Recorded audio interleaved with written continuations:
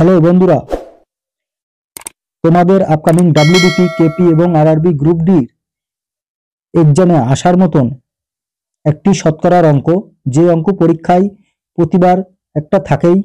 চলো এই অঙ্কের সমাধান কেমন হবে একবার দেখিয়ে দিই এবং তোমরা একটু দেখে নিও। প্রশ্ন বলেছে, যদি একটি সংখ্যার 35% অন্য একটি সংখ্যার 30% সমান হয়, তাহলে প্রথম সংখ্যার সাথে দ্বিতীয় সংখ্যার অনুপাত কত বের করতে বলেছে। যদি এই টাইপের অঙ্ক তোমরা পেয়ে যাও, তবে কি করবে, প্রথম সংখ্যার যে পার্সেন্টেজ বলেছে সেটা আগে লিখবে, যে 35। এবার দ্বিতীয় সংখ্যা যেটা বলেছে, দ্বিতীয় সংখ্যার যে পার্সেন্টেজ বলে সেটা আগে লিখবে 30। এদেরকে উল্টিয়ে লিখলেই অনুপাত করে দিলে আমাদের অ্যান্সার বেরিয়ে যাবে। তাহলে 30 এখানে হবে, 35 এই জায়গায় হবে।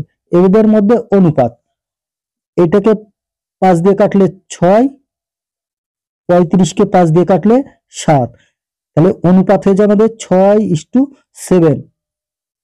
অপশানে কোথায় 6:7 আছে? অপশান বি আমাদের এই প্রশ্নের সঠিক অ্যান্সার।